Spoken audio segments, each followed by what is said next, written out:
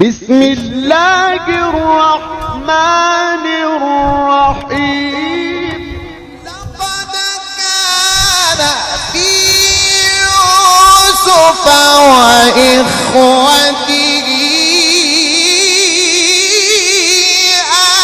آيات للسائلين.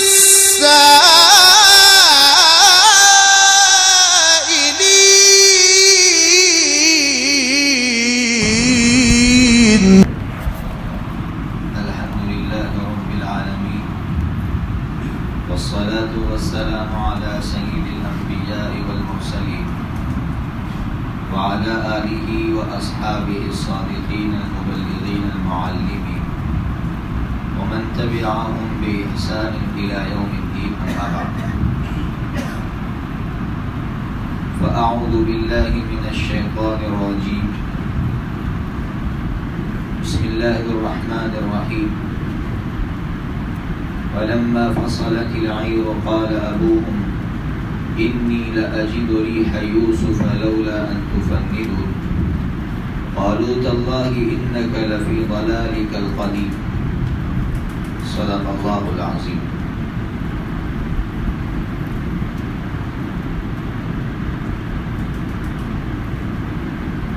گزشتہ کل کے سبق میں ایک بات تو یہ آئی تھی کہ انسان کو اپنا دل بہت بڑا رکھنا چاہیے. یوسف علیہ السلام کو چور کہہ رہے ہیں لیکن یوسف علیہ السلام برداشت کر رہے ہیں. جس کا دل جتنا بڑا ہوتا ہے وہ لوگوں کو لے کر چلتا ہے. تنگ دل والے لوگوں کو لے کر نہیں چل سکتے ہیں. یہ جو بڑے دل کی بات کر رہا ہوں اس میں ایک چیز یہ بھی یاد رکھے، ہمارے یہاں فروعی اختلافات، چھوٹے چھوٹے اختلافات ہوتے ہیں دین میں. جیسے کوئی ہاتھ اٹھا کر نماز پڑھتا ہے، کوئی ہاتھ اٹھا کر نماز نہیں پڑھتا.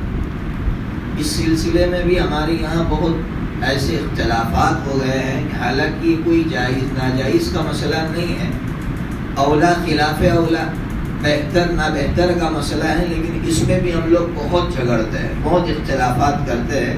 یہ چھوٹا دل ہونے کی علامت ہے. دل بڑا رکھیے. اگر وہ ہاتھ اٹھا کر نماز پڑھ رہا ہے پڑھنے دیجیے، کیا حرج ہے. ہاں وہ کسی دن ہم سے یہ کہے کہ تم غلط کرتے ہو تب ہم اس کو جواب دیں گے، لیکن اگر وہ ہم سے کچھ نہ کہے تو ٹھیک ہے، بہت اچھی بات. اس طرح کی بہت سی باتیں ایسی ہیں. ہمارے جو بریلوی بھائی ہے اس سے بھی ہمارے بہت سے مرتبہ ملاقات ہوتی ہے، تو مجھ سے بہت سی چیزیں ایسی پوچھتے ہیں تو وہ تعجب کرتے ہیں. وہ کہتے ہیں نہیں اب تک تو ہم نے یہی سنا تھا، آپ الگ بات بتلا رہے ہیں. اگر یہی بات پہلے سے ہوتی تو ہم لوگ اختلاف ہی نہ کرتے. وہ تو یہی سمجھ رہے ہیں کہ آپ لوگ ایصال ثواب کے قائل ہی نہیں ہیں.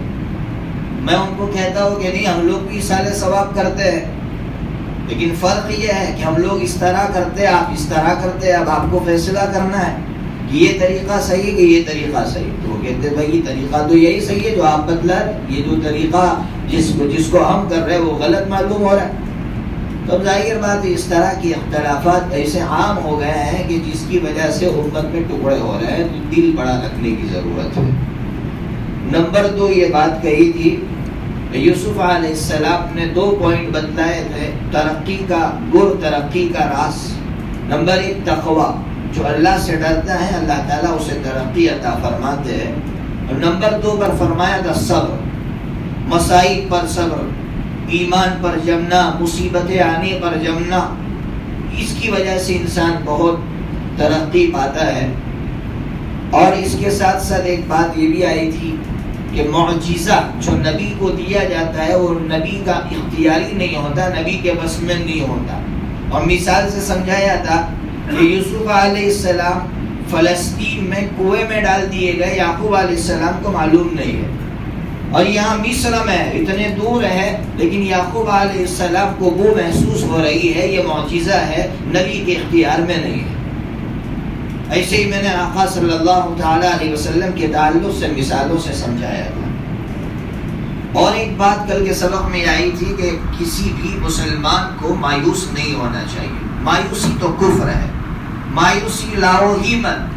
مایوسی کا لفظ ہمارے جو ہے یہ قاموس میں، ہماری لغت میں، ہماری ڈکشنری میں کبھی ہونا ہی نہیں چاہیے مایوسی کا لفظ.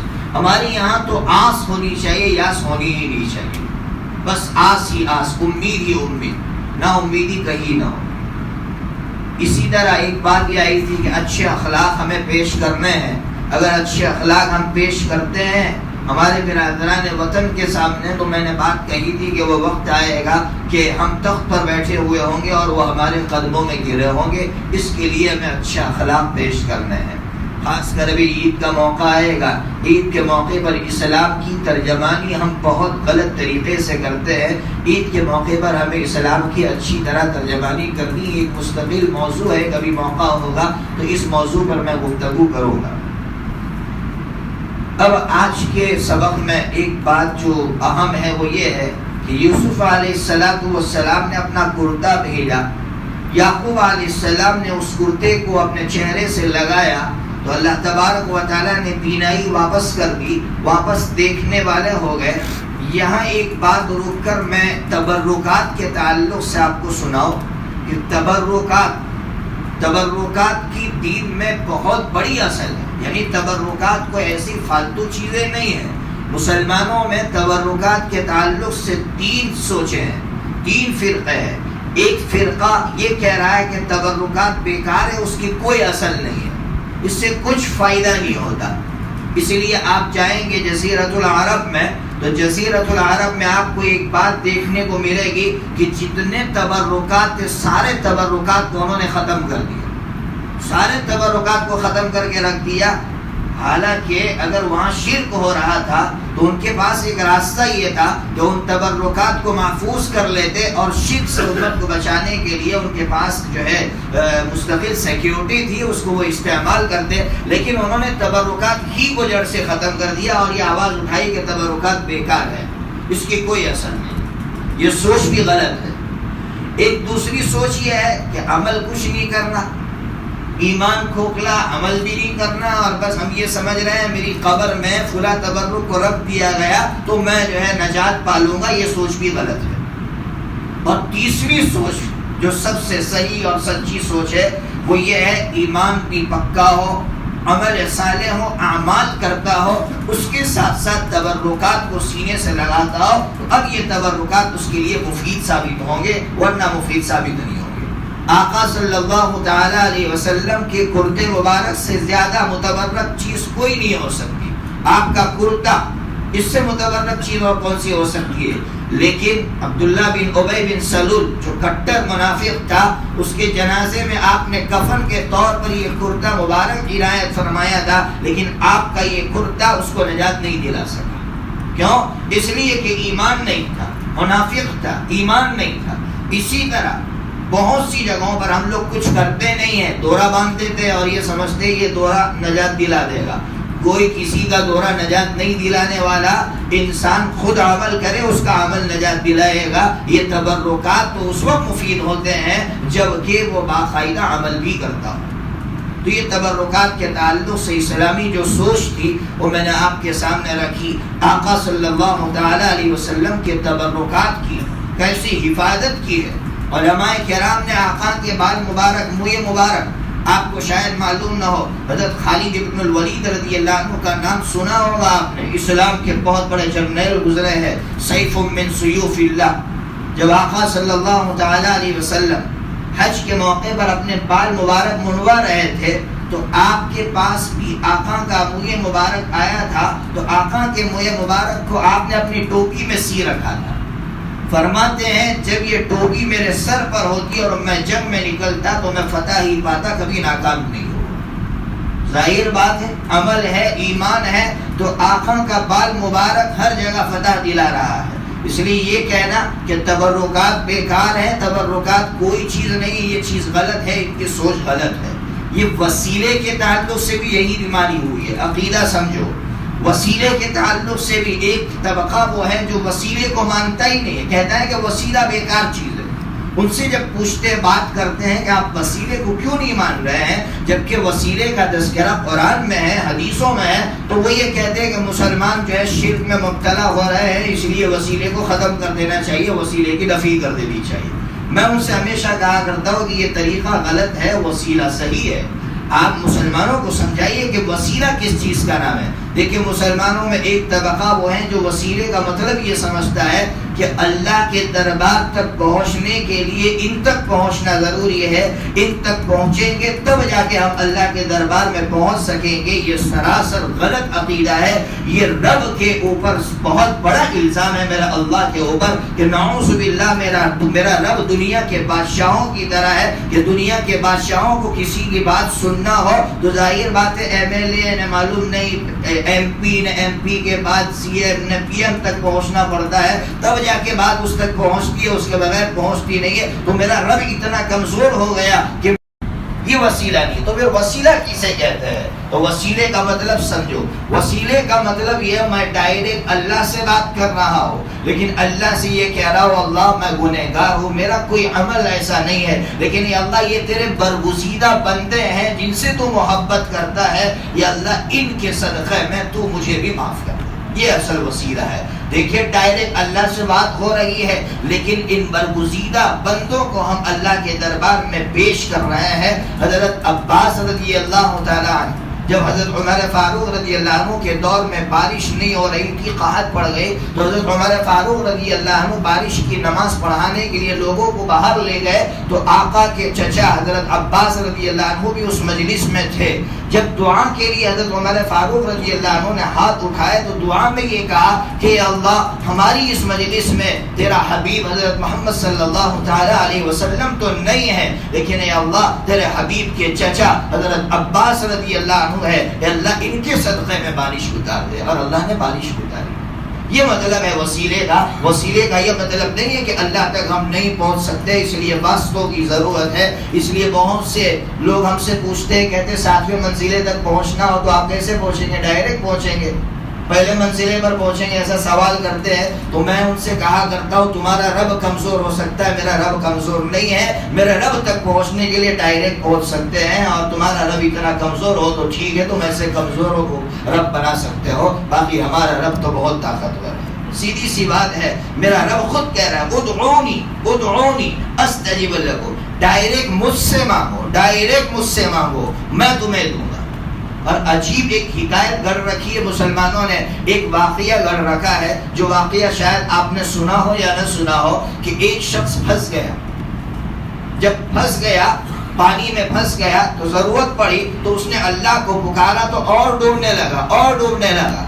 جب اس نے یہ کہا کہ یا عبد القادر جیلانی، تو پھر وہ جو ہے وہاں پانی سے باہر آ گیا، تو اس نے باہر نکل کر پوچھا کہ یہ کیا ہو گیا؟ تو انہوں نے کہا ابھی تو عبد القادر جیلانی تک نہیں پہنچا، اللہ کو ڈائریکٹ پکار رہا ہے، اس لیے تجھے پہلے عبد القادر جیلانی رحمۃ اللہ علیہ کو پکارنا پڑے گا، تب جا کے تو اللہ تک پہنچ سکے گا۔ انا للہ و انا الیہ راجعون۔ انسان ایمان سے خارج ہو گیا کہ اللہ تبارک و تعالیٰ کو چھوڑ کر ایک غیر اللہ کو وہ پکارے اور غیر اللہ سے مدد طلب کرے، یہ ہو نہیں سکتا ہے۔ اس لیے میرے بھائیو اس طرح کی جو باتیں ہیں اس میں اصلاح کرنے کی ضرورت ہے۔ بہرحال اب یعقوب علیہ السلام سے کہا جا رہا ہے کہ آپ کے بیٹے یوسف نے آپ کو بلایا ہے۔ اب یعقوب علیہ السلام اپنے بیٹوں کے ساتھ نکلے مصر کی طرف۔ تفسیری روایتیں ہیں، میں صاف کہہ رہا ہوں تفسیری روایتیں ہیں کہ 4 لاکھ سے زائد لوگوں نے حضرت یعقوب علیہ السلام کا استقبال کیا۔ حضرت یعقوب علیہ السلام کے ساتھ ان کی اہلیہ محترمہ جو حضرت یوسف علیہ السلام کی خالہ تھی، ان کی بیوی تھی، حضرت یوسف علیہ السلام کے والدہ کے انتقال کے بعد یہ سارے لوگ آ رہے ہیں۔ 4 لاکھ سے زائد لوگوں نے مصر سے باہر نکل کر یعقوب علیہ السلام کا استقبال کیا ہے۔ یعقوب علیہ السلام جب مصر کے قریب پہنچے تو دیکھا کہ یہ کون ہے، کیوں آیا ہے، تو بتایا گیا کہ آپ کا بیٹا آپ کے استقبال میں آیا ہے۔ یعقوب علیہ السلام کو خوشی نہیں ہوئی۔ آپ کہیں گے اگر میں باپ ہوتا اور میرا بیٹا اس شان کے ساتھ آیا ہوتا تو میں تو سینہ چوڑا کر کے چلتا اور کہتا کہ کتنی بڑی خوشی کی بات ہے، دیکھو تم نے میرے بیٹے کو کنویں میں ڈالا تھا، ذلیل کیا تھا، آپ دیکھو تو اسے میرے بیٹے کی شان اور عزت کو۔ یعقوب علیہ السلام خوش نہیں ہوئے، کہاں پہلے بیٹے سے ملنا ہے، ملاقات کرنا ہے۔ اب جب بیٹے سے ملے تو بیٹے سے جب باپ اور بیٹے 40 سال کے بعد ملے ہوں گے کیا کیفیت رہی ہوگی معلوم نہیں. وہ آنسو خوشی کے بھی ہوں گے, غم کے بھی ہوں گے. حضرت جبرائیل علیہ السلام اتر رہے ہیں ایسے موقع پر اور یعقوب علیہ السلام سے فرما رہے ہیں کہ یعقوب آج تمہاری اس خوشی میں فرشتے بھی رو رہے ہیں. کیسی خوشی ہوگی 40 سال کے بعد ایک باپ اور بیٹی کی ملاقات ہو رہی ہے, ملاپ ہو رہا ہے. اب یعقوب علیہ السلام اپنے بیٹے سے پوچھ رہے ہیں بیٹا کیسی حالت میں ہو؟ کہا ابا دیکھ ہی رہے آپ کیسی حالت ہے. کہا نہیں بیٹا میں دوسری حالت پوچھ رہا ہوں. یہاں باپ بیٹھے ہوں گے میں باپ سے کہہ رہا ہوں. باپ کہہ رہا ہے کہ بیٹا کس حال میں ہو؟ یعقوب علیہ السلام کہہ رہے ابا جان دیکھ رہے ہیں کس شان کے ساتھ وہ آپ حالت پوچھ رہے ہیں. نہیں بیٹا دوسری حالت پوچھ رہا ہوں. اتنے میں بات میں یوسف علیہ السلام یہ کہہ پڑتے ہیں ابا جان آپ اتنا کیوں روئے؟ میرے فراق میں میری جدائیگی میں 40 سال تک روتے رہے کہ آپ کی بینائی ختم ہو گئی. کیا آپ کو یقین نہیں تھا؟ آپ تو اللہ کے پیارے بندے تھے کہ اگر دنیا میں نہیں ملیں گے تو آخرت میں تو ملیں گے. اب باپ اپنا درد ظاہر کر رہا ہے, اس کا اظہار کر رہا ہے. کیا کہہ رہے یعقوب علیہ السلام بیٹے مجھے تیری جدائیگی کا غم نہیں تھا, مجھے غم اس بات کا تھا کہ میرا بیٹا میرے دین پر قائم ہوگا یا نہیں ہوگا, وہ ایمان پر ہے یا نہیں ہے, وہ کہیں ناز و نعمت میں اور نخروں میں رہ کر اور بادشاہت میں رہ کر ایمان تو نہیں کھو بیٹھا. آج ہر باپ اس بات کا فکر کر رہا ہے کہ میرا بیٹا کتنا امیر ہے, کتنا مالدار ہے, کتنی ترقی پر ہے, لیکن باپ کو فکر نہیں ہے کہ میرے بیٹے کے اندر کتنا دین ہے اور کتنا ایمان ہے. میرا بیٹا اس ملک میں ایمان کے بقا کے ساتھ زندگی گزار سکتا ہے, ایسا ایمان میں نے اسے دیا ہے یا نہیں دیا ہے, اس کا فکر کوئی باپ نہیں کر رہا ہے. سوچنے کی ضرورت ہے, باپ کو سوچنے کی ضرورت ہے. بیٹے کی ترقی اس میں نہیں ہے. ہاں بے شک یہ ظاہری ترقی ہے, یہ بھی ضروری ہے. اس سے کئی گنا زیادہ ضرورت ہے کہ ہم اپنی اولاد کی دین کے فکر کریں اور اس کے تعلق سے فکر مند. یہ یعقوب علیہ السلام نے اپنے بیٹے کے دل میں بات ڈالی. جب دل میں بات ڈالی یوسف علیہ السلام کا ایمان حرکت میں آیا. وہ بھی نبی تھے, اب ان کا ایمان حرکت میں آیا. صحبت ملی باپ کی, ایک نیک کی صحبت ملی, ایمان حرکت میں آیا. اب اپنے والدین سے کہہ رہے ابا جان یہ عرش یہ تخت آپ کے لیے خالی رکھا ہے, آپ اس پر بیٹھ جائیے. وَرَفَعَ أَبَوَيْهِ عَلَى الْعَرْشِ وَخَرُّوا لَهُ سُجَّدًا. اپنے والدین کو اس تخت پر بٹھایا, ماں اور باپ کو. قرآن ماں باپ کہہ رہا ہے, وہ ان کی والدہ نہیں تھی, سوتیلی والدہ ہے, ان کی حقیقی والدہ کا انتقال ہو چکا ہے. اب ان کو تخت پر بٹھایا. تخت پر بٹھانے کے بعد یوسف علیہ السلام ایک جگہ بیٹھے ہوئے ہیں. سارے لوگ یوسف علیہ السلام کے سامنے سجدے میں گر گئے.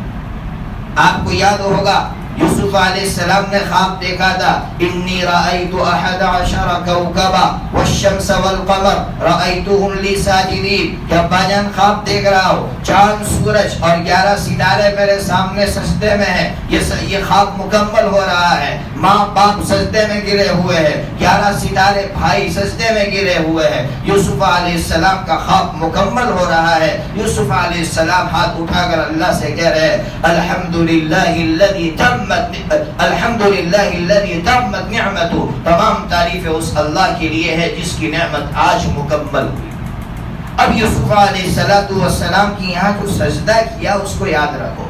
یہ جو سجدہ تھا وہ کون سا سجدہ تھا؟ یہ سجدہ تعظیمی تھا. کیا مطلب سجدہ تعظیمی؟ سجدہ تعظیمی کا مطلب یہ ہے کہ آپ کسی کی عظمت میں جھک جائے. ایک عبادت کا سجدہ ہوتا ہے, اگر کوئی کسی کے سامنے عبادت کا سجدہ کرتا ہے ظاہر بات ہے وہ تو ایمان سے خارج ہو جائے گا, لیکن اگر کوئی تعظیم کا سجدہ کرتا ہے تو قربان جائیے میرے آقا صلی اللہ تعالی علیہ وسلم پر کہ میرے آقا نے اس سجدے کو بھی بند کر دیا اور میرے آقا نے کہا میری امت کے لیے سجدہ تعظیمی بھی حرام ہے. اب اگر کوئی کسی قبر پر یا کسی بڑے کے سامنے جھکتا ہے اور تعظیمن جھکتا ہو, یہ کہہ رہا ہے کہ میں عبادت کے لیے نہیں جھکا ہوں, میں بس اس کی عظمت میں جھکا ہوں, تو وہ حرام کام کا ارتکاب کر رہا ہے. میرے آقا نے اس امت سے یہ کہا کہ کسی کی تعظیم کرنا ہو تو میں ایک چیز دے کر جا رہا ہوں, اور وہ کون سی چیز ہے؟ السلام علیکم ورحمۃ اللہ وبرکاتہ. یہ آپ اپنے بھائی کی تعظیم کر رہے ہیں, تعظیم کے لیے بس اتنا ہی کافی ہے. اس سے زیادہ تعظیم کے جتنے راستے ہو سکتے تھے میرے آقا نے بند کر دی. کیوں بند کیا آپ سمجھ رہے ہیں؟ میرے آقا یہ چاہ رہے تھے کہ میری امت شرک میں مبتلا نہ ہو, میری امت شرک میں مبتلا نہ ہو، اس کے لیے میرے آقا نے یہ راستے بند کر لیے۔ میرے آقا نے اپنی امت کو شرک سے بچانے کے لیے جگہ جگہ پر فرمایا۔ جب آپ اس دنیا سے تشریف لے جا رہے تھے، کچھ دن پہلے آپ چادر اوڑھ کر سوئے ہوئے تھے، آرام فرما رہے تھے، ازواج مطہرات آپ کے حجرے میں تشریف فرما دی، آپ نے چادر مبارک ہٹائی اور آپ نے یہ جملہ فرمایا، لعن اللہ الیہود والنصارى اتخذوا قبور انبیائهم مساجدا۔ اللہ تعالیٰ نے پھٹکار بھیجی ہے یہودوں پر اور نصارہ پر، کیوں؟ اس لیے کہ انہوں نے اپنے نبیوں کی قبروں کو سجدہ گاہ بنایا، نبیوں کی قبروں پر جا کر سجدہ کیا۔ آقا نے ہاتھ اٹھایا، معطا امام مالک کی روایت ہے، آقا فرما رہے اللہم لا تجعل قبری وثنا بعدی، اے اللہ ایسا نہ ہو کہ میرے اس دنیا سے جانے کے بعد لوگ میری قبر کو بت بنا دے اور پوجا شروع کر دیں۔ یہ آقا کی دعا کی برکت ہے کہ آقا کی دعا ایسی قبول ہوئی کہ آج تک آقا کی قبر مبارک پر روض اقدس پر ایک سجدہ نہیں ہوا۔ تعجب ہے لوگوں پر کہ لوگ آقا سے محبت کرتے ہیں لیکن جا کر اسی آقا کی محبت کے نام پر سجدے کر لیتے ہیں، کسی ولی کی قبر پر جا کر سجدے کر لیتے ہیں۔ ان کو معلوم نہیں کہ میری آقا نے امت کو شرک سے بچانے کے لیے کتنی محنت کی۔ مرض الوفات میں تڑپ رہے ہیں، آقا بیماری میں ہے، اس بیماری کے عالم میں آقا فرما رہے ہیں اللہم لا تجعل قبری وثنا بعدی۔ اندازہ لگائیے کہ آقا کو کتنا فکر ہوگا اور کتنی تڑپ ہوگی امت کے تعلق سے کہ میری امت شرک میں مبتلا نہ ہو۔ صحابہ کرام جب ایمان میں داخل ہو رہے ہیں تو آقا فرما رہے ہیں قبرستان نہیں جا سکتے، قبرستان جانے کی اجازت نہیں دی۔ ایک مرتبہ آقا نے جب بہت زمانہ گزر گیا، آقا کو یقین ہو گیا کہ اب میرے صحابہ ایمان میں پکے ہو چکے ہیں، تو اب آقا فرما رہے زوروا القبور فإنها تذکرکم الموت۔ اے میرے صحابہ اگر تم قبروں کی زیارت کے لیے جانا چاہو، قبرستان کی زیارت کے لیے جانا چاہو تو جا سکتے ہو، لیکن آقا نے آگے فرمایا کیوں جاؤ گے؟ معلوم ہے کیوں جاؤ گے؟ صرف جاؤ گے اس لیے کہ موت کی یاد تازہ ہو، قبروں کو دیکھ کر موت کی یاد دلاؤ، اس کے سوا اور کوئی مقصد نہ ہو قبرستان میں جانے کا۔ رہ گئی بات قرآن کا پڑھنا، آپ یہاں بیٹھ کر بھی پڑھ سکتے ہیں قرآن، لیکن بہرحال قبرستان میں گئے ہیں قرآن بھی پڑھ سکتے ہیں، ناجائز کام نہیں ہے، لیکن اصل مقصد موت کی یاد ہے کہ وہاں قبرستان میں پہنچ کر کھڑے ہو جاؤ اور قبروں کے سامنے کھڑے ہو کر اپنے آپ میں یہ سوچو کہ کل مجھے یہاں آ کر سنا ہے میں نے موت کی کیا تیاری کی۔ اس لیے ہم قبرستان میں جاتے ہیں، قبرستان میں جانے کا اور کوئی مقصد نہیں ہے۔ میرے آقا نے، یہ مسلم شریف کی روایت ہے، زوروا القبور فإنها تذکرکم الموت۔ بہرحال کہہ یہ رہا تھا کہ آقا صلی اللہ تعالی علیہ وسلم نے اپنی امت کو شرک سے بچانے کے لیے کتنی محنت کی، کتنی محنت کی۔ صحابہ کرام سے فرما رہے لا تطرونی کما اطرد النصارى عیسی ابن مریم انما انا عبد فقولوا عبد اللہ ورسولہ۔ امام بخاری رحمۃ اللہ علیہ نے یہ روایت نقل کی ہے، آقا فرماتے ہیں تم میری تعریف میں اتنے آگے مت بڑھ جانا جس طرح لوگوں نے عیسیٰ علیہ السلام کو آگے بڑھایا اور عبدیت سے نکال کر خدا کی فہرست میں رکھ دیا۔ خدا تم مجھے خدا کی فہرست میں مت رکھنا اور تم مجھے اللہ کے برابر مت ٹھہرانا، میں اللہ کا بندہ ہوں، میں اللہ کا رسول ہوں، تم مجھے اللہ کا بندہ اور اللہ کا رسول کہو۔ یہ حدیث موجود ہے بخاری شریف میں، ترمذی شریف میں یہ روایت موجود ہے۔ یہ میرے آقا کا فکر تھا، اس لیے ضرورت ہے کہ ہم اپنی اولادوں کو بھی شرک سے بچائیں اور اپنے دوستوں کو بھی شرک سے بچائیں۔ بہرحال یوسف علیہ السلام کے دل میں یعقوب علیہ السلام نے آگ لگائی، کہے کی آگ لگائی، ایمان کی آگ لگائی، صحبت ملی، ایک نبی کی، ولی کامل کی صحبت ملی۔ اب یوسف علیہ السلام کیا جملہ نقل کر رہے ہیں، رب قد آتیتنی من الملک وعلمتنی من تأویل الاحادیث فاطر السماوات والارض انت ولی فی الدنیا والآخرہ توفنی مسلما والحقنی بالصالحین۔ عجیب جملہ ہے، اے میرے اللہ تو نے مجھے کیا نہیں دیا، تو نے مجھے حکومت دی، تو نے مجھے عزت دی، سب کچھ دی، لیکن میرا اللہ میں تیرے دربار میں ایک درخواست کر رہا ہوں۔ کہیں کی درخواست ہے میرے بندے، فاطر السماوات والارض، اے آسمان و زمین کو پیدا کرنے والے اللہ، ایک درخواست ہے، انت ولیی فی الدنیا والآخرہ، دنیا میں بھی میرا کوئی کام بنانے والا تھا تو تو ہی تھا، آخرت میں بھی تو ہی میرا کام بنائے گا۔ کیا درخواست ہے؟ درخواست اور توفنی مسلمہ، اے اللہ اگر وفات دے تو ایمان اور اسلام پر وفات دینا۔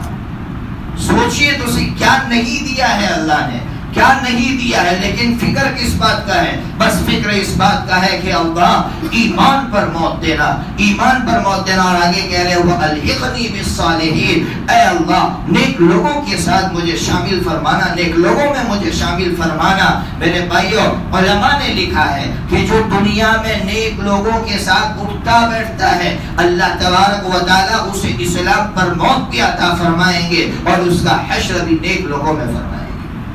ضرورت ہے دوستی اگر آپ کی ہے تو نیکوں کے ساتھ ہے یا نہیں ہے؟ دوست ہوتے ہیں، دوستی غلط ہوتی ہے، یاری غلط ہوتی ہے، جس کی وجہ سے دونوں نقصانات ہوتے ہیں کہ حشر کے لیے بھی کوئی تیاری نہیں اور موت کی بارڈر پر بھی ایمان گناہوں کی وجہ سے چھین لیا جاتا ہے۔